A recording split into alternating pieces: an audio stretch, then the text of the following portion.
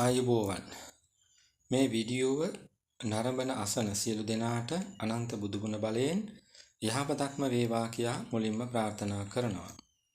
පළමුව අපේ අරමුණ යලි මතක් කළොත් අරමුණ තමයි දිව්‍ය සැපවත් කර ගැනීමට විපාකානිසංසවල ස්වභාවය වටහා ගැනීම.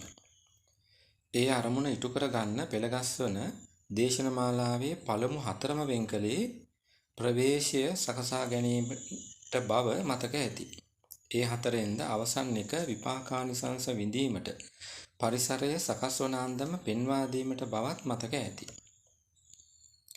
ප්‍රවේශයට වෙන් වූ සෙසු තුනට වඩා මෙය තරමක් සංකීර්ණයි. ඒ නිසාමයි සත්‍ය සිද්ධි දෙකක්ම ගියවර ඉදිරිපත් කළේ. සංකීර්ණ වන්නෙම ඒවායින් හසුවිය යුතු අර්ථ හා පැති අද හිතන් ඉන්නවාට වඩා ගැඹුරු හා සියුම් නිසයි. එහෙම නොවේද කියා මේ දේශනේ අවසානයේදී විමසලා බලන්න. ඊට සහාය වෙන්නමයි මූලාශ්‍රය 1 කියන බුද්ධ දේශනාවත් කලින්ම පෙන්වුවේ. දැන් අද දේශනාවට ප්‍රවේශ වීම පිණිස ගියවර හෙළි කළ සිද්ධි දෙක කෙටියෙන් මතක් කරගමු. පළමුවෙන්න මුගලන් මහරහතන් වහන්සේගේ පිරිනිවීම. දෙවැන්න මෝහන ප්‍රතිකාරයකින් අනාවරණය කරගෙන ඇති ලතා කියා මම හඳුන්වපු කතාව. ඒ දෙකම පුරා තියෙනවා විපාක විඳින්න පරිසරය සකස් වෙච්ච අන්දම.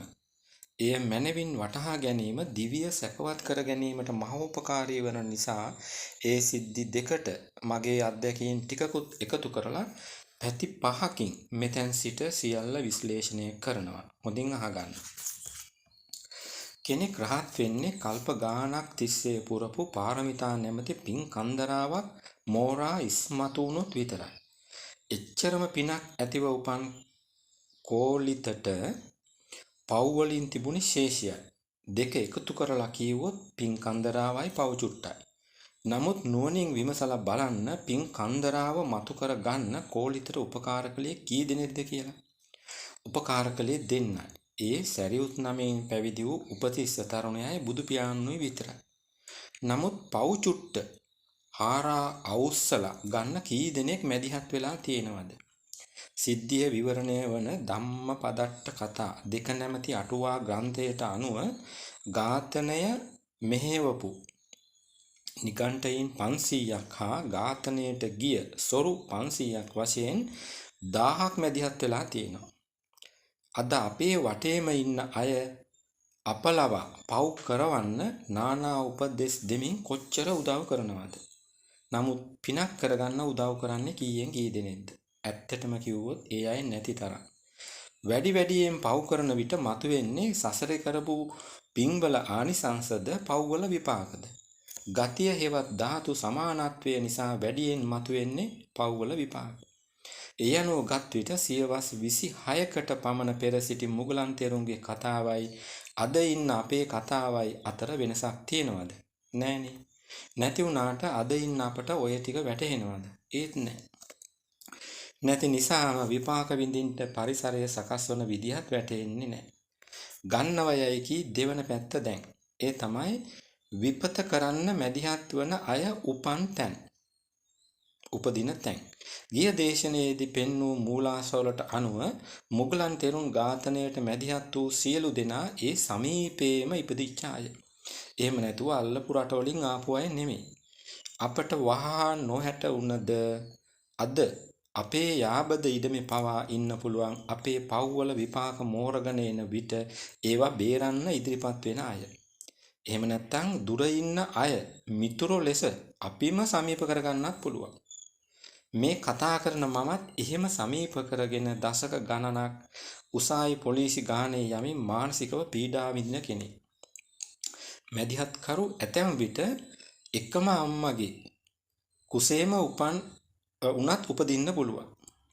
ගියවර ඇසූ ලතාගේ කතාවේ පෙර බිරිඳ ඉපදුනේ කොහේද? සතුරාගේ කුසේමයි ඉපදුනේ. එපරිද්දෙන් පරිසරය සකස් වන අන්දම අද අපට වැටහෙනවද? නෑනේ. දැන් තුන්වන පැත්ත. ඒ තමයි විපාක විඳින්න බොහෝ විට දක්ෂතාවක් හෝ දුබලතාවක් මුල් වන බව. දැන් බලන්න මුගලන් තෙරුන්ගේ දක්ෂතාවය. ඒ තමයි දෙව්ලොව ගොස් දෙවියන් සමග කතා කරන්න ලැබිච්ච හැකියාව. ඒක නොවුන නම් අන්‍ය ආගමික අය උන්වහන්සේ කියන දෙව්ලොව අසිරිය අහලා දෙව්ලොව යාමට පින් කරගන්න බුදුදහම පැත්තට එන්නේ නැහනේ. මගේ කතාව කීවොත් මටත් තේනවා නානා විද්‍යාවන්ගේ දැනුම. ඒ වයින් යහපතක් කරගන්න මගේ ගෙදර සොයාගෙන ආපු අය ගොඩක් හිටියා. අදත් ඉන්නවා. ඒවා දකින ඉහත කී මගේ මිතුරාගේ බිරිඳ මුලින්ම වැරදි දේවල් ප්‍රචාරය කළා. මගේ ඉඩම ලොකු වීමත් ඊට හේතු වුණා. තමා ගුරුරියක් බව පවා අමතක වෙලා බලෙන්ම ඉඩමෙන් කොටසක් ඉල්ලගෙනත් ආවා. දරුවෝ ලවා මගේ දේවල් හොරකම් කළා. ඒවට විසඳුම් සොයන්න පොලිසියට යන්න වුණා. තව බොහෝ දේ කතා කළ හැකි වුවත් කාලයේ පිරිමසාගත යුතු නිසා ලතා දෙසටත් හැරෙනවා. ලතාට සැමියා අහිමි වීමේ දුබලතාව නැති වුණා නම් දුව අච්චරම හයියක් ගනීද? නෑනේ. ඔන්න ඔය නිසයි දක්ෂතා හා දුබලතා විපාක විඳින පරිසරයක කොටසක් බව කීවේ. දැන් හතරවන පැත්ත. ඒ තමයි බොහෝ විට මැදිහත් කරුවෙක් සිටින බව. දැන් බලන්න මුගලන් තෙරුන්ගේ ඝාතනයට සහභාගී වූ සොරු 500 දෙනා. ඔවුන් මුගලන් තෙරුන් ගැන දන්නේවත් නැතුව ඇති. ඔවුන් හා මුගලන් තෙරුන් අතර මැදිහත් කරුවෝ ටිකක් හිටියා නිකන්ටයෝ කියලා. ඔවුන්ගේ කොන්ත්‍රාත්තුව තමයි මතයි සොරු සහභාගී වුණේ. මගේ කතාව සම්බන්ධ කළොත් ඒකටත් මැදිහත් කරුවෙක් හිටියා. එයා තමයි මා සමග එකල වැඩ කළ මිත්‍රයා. ඔහු අදාළ කාන්තාව සමග විවාහ වුණේ නැතිනම් ඇය මා අසලට එන්නේ නැහැ. ඈ සතපුන් 100 ගාණක් එහා ඉබතිච්ච කෙනෙක්. ඇගේ වැරදි වලට මුලදී මිතුර මගෙන් සමාවක් තරම් තියෙනවා. නමුත් ඒකටත් වැඩි දවස් ඉඩ දුන්නේ නැහැ. නොසුතිව් වෙලාවක ඔහු මිය ගියා. පාළුගේ වළං දින්දින්න තහනමක් නැහැ වගේ පස්සේ ඇය වටේම අය සම්බන්ධ කරගෙන පෙරටත් වඩා හතුරුකම් කරන්න ගත්තා. බලල්ලු ලවා කොස්සට බාවනවා කියලා ගැමි අය කියන්නේ අන්න ඒ ක්‍රමයට. ලතාගේ කතාවත් ගමු. ලතා කියන්නේ පෙර භවයේ සැමියා. දුව කියන්නේ පෙර භවයේ බිරිඳ. කාන්තාවක් වෙච්ච ලතාට දුවෙක් උපදින්න නම් ඇයට සැමියෙක් ඉන්නම එපැයි. අන්න ඒ සැමියා තමයි මැදිහත් කරු. මැදිහත් කරු බොහෝ විට කලින්ම නිදහස් වෙනවා. දුව පුංචි කාලෙම ඇයට සැමියා නැති වෙනවනේ. සංසාරික ගනුදෙනුව තියෙන අය ඉතුරු වෙනවා. ඔය පසුබිම මා ගොඩක් පවුල් වලින් දැකලා තියෙනවා. මන් දන්න තව දුවලා දෙන්නෙක් ඉන්නවා. පුංචි කාලෙම පියා අහිමි. අම්මා දුවලා දෙන්නට විවාහයක් කරගන්න ඉඩක් දුන්නෙම නැහැ. මොනවා හරි වැරද්දක් කියලා එන යෝජනා පවා කඩාකප්පල් කළා.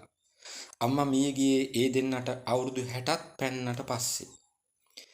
එතන උනේ ගනුදෙනුව තියෙන අය මුණ ගස්වලා මැදිහත් කරු ඉක්මනින් අයින් වෙච්ච එක. මැදිහත් කරුනේ පියා කුඩා කාලේම අයින් වුණා මිය ගියා කියන්නේ ගනුදෙනුව තියෙන අය ඉතුරුනා කියන එක. ඔවැනි පැති අද ඉන්න අපට වැටහෙනවද? නෑනේ. දැන් අන්තිම පැත්ත. ඒ තමයි විපාක කාලයේ අවසන් වන විට සැකසිච්ච පරිසරයත් අහෝසි වන බව. දැන් බලන්න මුගලන් තෙරුන්ගේ පිරිනිවීම. එයින්ම උන්වහන්සේගේ විපාක ශේෂයේ ගෙවි නිම වුණා. සහභාගී වූ සියලු දෙනත් රාජ අනින් මරා දමනු ලැබුවා. සැකසිච්ච පරිසරයත් එයින්ම අහෝසි වුණා. ප්‍රමාද වී හෝ ඔය ටික මම නුවණින් දැක්කා. දැක්කදා පටන් මම නිහඬයි. අසල්වැසි කාන්තාවට විරුද්ධව නීතිමය ක්‍රියාමාර්ග ගැනීම පවා නතර කළා. ඊට පෙර ඇයව මරා දාන තරමේ වෛරයක් මගේ හිතේ තිබුණා. ඉන් මිදුනේ මගේ බුදු පියාණන් නිසයි. මගේ පෙර විපාකයේ ගෙවි නිම වූ සැනින් ඒ බුදු පියාණන්ට කෘතගුණ සැලකීමක් වශයෙන් තමයි මුලින්ම සෝපාක නැමැති බෞද්ධ නාලිකාව පටන් ගත්තේ. ජ්‍යොතිෂයේ තුලින් ඒ කාලවකවානුව දැකලා බුද්ධ වචනයට අනුව හික්මුනේ නැතිනම් අද මං එක්ක හිරේ නැතිනම් මානසික රෝහලක ඒත් නැතිනම් පොළොවේ අඩි 6ක් යට. අධ්‍යක්ීම් කන්දරාවකින් ඔය මං කීවේ ටිකයි. අනෙක් නාලිකාවසේ සුදුසු තැන්වලදී ඒවත් එකතු කරන්නේ මම මහ ලොකු ගැලවුම්කාරයෙක් කියලා ලෝකෙට පෙන්වන්න නෙමෙයි. මට විශ්වාසයි මේවා අහන හෝ දකින දෙතුන් දෙනෙක් හරි ජීවිතේ සැපවත් කරගනීවි කියලා. ඒ නිසායි අධ්‍යක්ීනුත් කියන්නේ. අදට අන්තිමට කියන්න තියෙන්නේ මගේ විපාකයේ ගෙවිලා ඉවර වෙන විට ඉහතකී කාන්තාව මේ ගමෙන් ආපසු හැරී යන කාලයේ ඇරඹිලා කියන එක විතරයි. දුක් කරදර වැඩි නම් විපාක මතුවී ඇති බව නුවණින් දැකලා ඒවා ගෙවි අවසන් වන තෙක් ඔබලත් ඉවසගෙන ඉන්න. සැනසීමක් ලැබෙනවාමයි. අද දේශනයමින් නිමයි මේ වීඩියෝ පෙළෙන් ලෝකයාට සෙතක් වන බව වැටහේ නම් අන් අයටත් බලන්න දකින්න අහන්න ෂෙයා කරන්න. මෙවන්ම කෙටි දේශන මාලාවකින් යුතු සෝපාක නැමැති මගේ බෞද්ධ නාලිකාවත් විශ්ව කර්ම ගෙදර නැමැති වාස්තු විද්‍යා නාලිකාවත් මනුසුව නැමැති මනෝවිද්‍යා නාලිකාවත් නරඹන්න අහන්න කියා ගෞරවයෙන් ඉල්ලනවා. මේ දේශනය නැරඹූ ඇසූ සියලු දෙනාට ජය සතුට පිරි සුබ දවසක් ප්‍රාර්ථනා කරනවා. සියලු සත්වයෝ සුඛී සුවපත් වෙත්වා.